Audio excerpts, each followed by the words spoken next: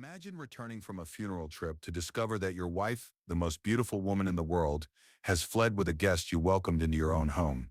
Imagine that this betrayal not only shattered your heart, but launched 1,000 ships in a war that lasted a decade and killed hundreds of thousands.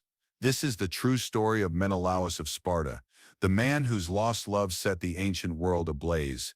If you want to discover how a broken heart transformed into the greatest war in history, subscribe and hit that notification bell, because this journey will reveal truths about betrayal, honor, and the price of forgiveness that will change your perspective on love and war.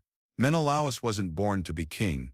He was born to live in shadows. The younger son of Atreus, he grew up watching his brother Agamemnon inherit the throne of Mycenae, while he was left with scraps of power. But what Menelaus didn't know was that he carried a family curse dating back to his great-grandfather Tantalus, the man who dared to deceive the gods and condemned his lineage to generations of tragedy. The house of Atreus was known for one thing: family blood spilled by family hands. Tantalus had served his own son as dinner to the gods. Pelops, after being resurrected, killed Menelaus, the charioteer who had helped him win a chariot race against King Onymbaus. Atreus, Menelaus's father, cooked his brother Thyestes' children and served them as a meal. Each generation paid for the crimes of the previous one in an endless spiral of vengeance. Menelaus grew up in this environment of noble violence, but he developed something his ancestors never had: a solid moral conscience. While other family members conspired, murdered, and sought revenge, he chose the path of honor.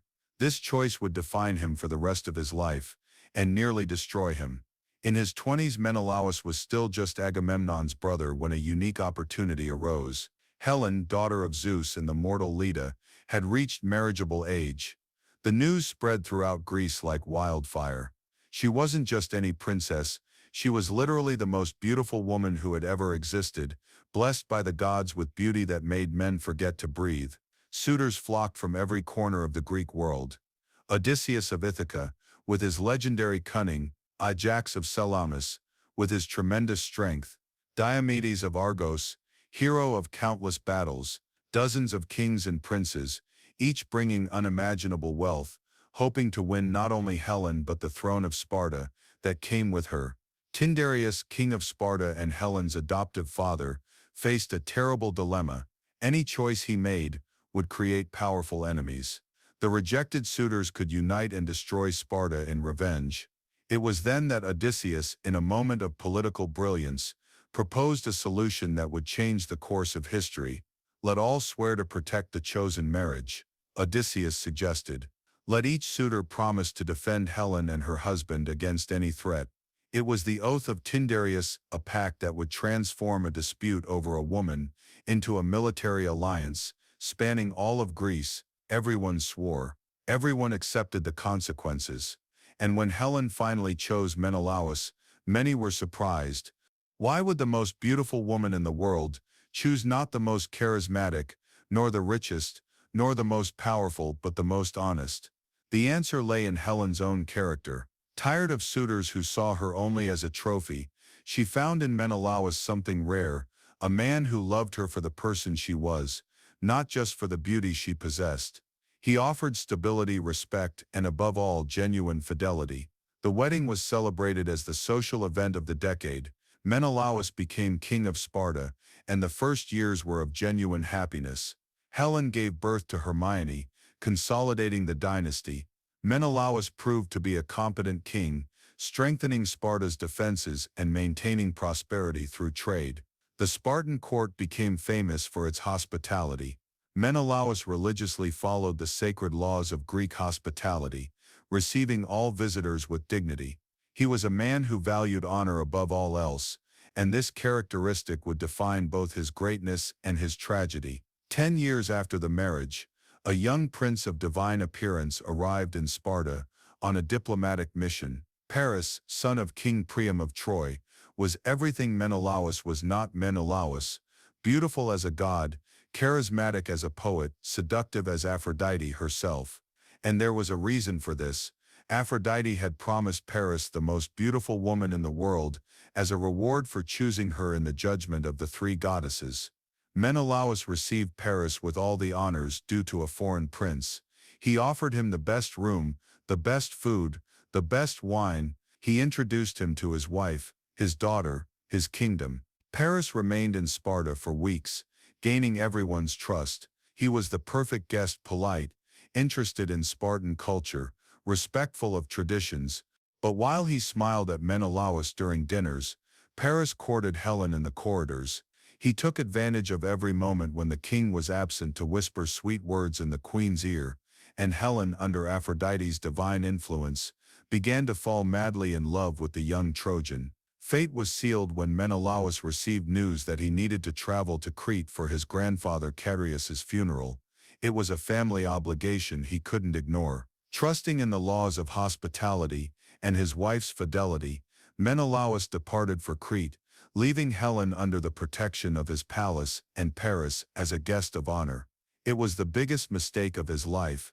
In Menelaus's absence, Paris revealed his true intentions.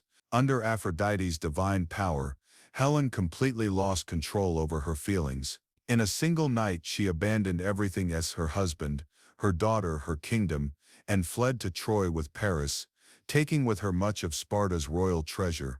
When Menelaus returned from Crete and discovered the betrayal, his world completely collapsed. It wasn't just personal devastation, it was a public humiliation that threatened his authority as king. His honor as husband and host had been stained in the worst possible way, personal pain mixed with anger and determination to restore his lost dignity. But Menelaus was a practical man. He knew he couldn't face Troy alone.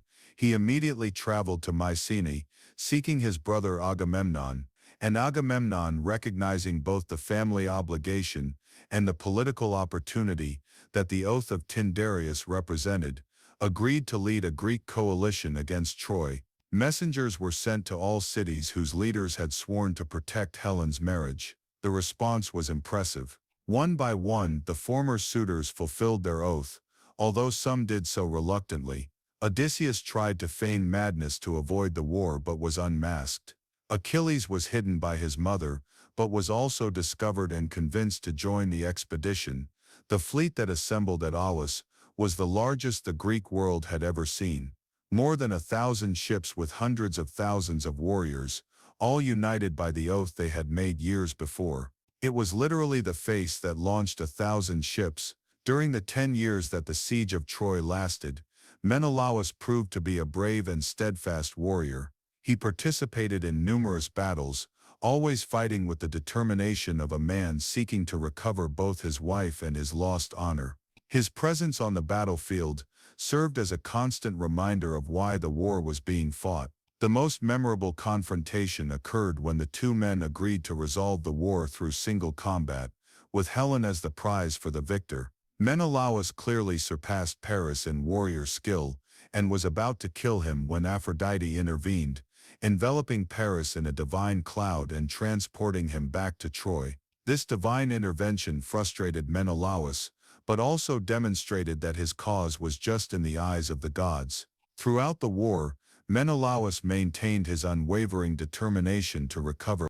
While other heroes sought personal glory or spoils, he remained focused on his original objective. When Achilles withdrew from combat due to his dispute with Agamemnon, Menelaus continued fighting. When other commanders considered abandoning the siege, he insisted on continuing until achieving complete victory. The war finally came to an end with the wooden horse stratagem devised by Odysseus. Menelaus was one of the warriors who hid inside the horse and participated in the nighttime sack of Troy. When the city fell, his first priority was to find Helen. He found her in the palace of Deiphobus, Paris's brother, who had married her after the Trojan prince's death in battle. The reunion between Menelaus and Helen was intense and complicated. Menelaus had arrived with the intention of executing his unfaithful wife, but when he saw her again, her beauty and her pleas appeased his anger. Some versions say that Aphrodite intervened once more to protect Helen, while others claim that the genuine love Menelaus had felt for her had never completely disappeared. Helen expressed repentance for her actions and explained how she had been a victim of Aphrodite's divine power. Menelaus decided to forgive Helen and take her back to Sparta. But the return journey wasn't easy. The gods sent storms that scattered the Greek fleet, and Menelaus and Helen were carried by the winds to Egypt, where they remained stranded for several years. During this forced time of exile, the couple had the opportunity to rebuild their relationship. Helen demonstrated her repentance and her desire to be a faithful wife, while Menelaus learned to forgive and look toward the future, instead of living in the past. Finally, Menelaus and Helen returned to Sparta, where they resumed their reign. The years after the war were of peace and prosperity. Menelaus had recovered not only his wife, but also his honor and his kingdom. His perseverance during the long years of war had demonstrated his character and earned the lasting respect of his subjects and allies. The couple aged together in Sparta, and their marriage became a symbol of redemption and forgiveness. Unlike other heroes of the Trojan War who faced tragic deaths, Menelaus was rewarded by the gods with a long life and a place in Elysium after death, due to his marriage to Helen, daughter of Zeus. Thus Menelaus established himself as an example of determination and honor in Greek mythology. His story demonstrated that loyalty and perseverance could overcome even the most painful betrayals. Although he had initiated the most devastating war of his era over a personal matter, his unwavering commitment to justice and his ultimate capacity to forgive made him a heroic figure who transcended simple revenge to represent the possibility of reconciliation and renewal. Menelaus's story teaches us that sometimes true heroism isn't in the strength of a sword strike, but in the strength to forgive. What other lessons about love, war, and redemption can we extract from ancient myths? Leave in the comments which Greek mythology hero we should explore in our next journey. Subscribe to the channel and hit that notification bell so you don't miss any epic stories.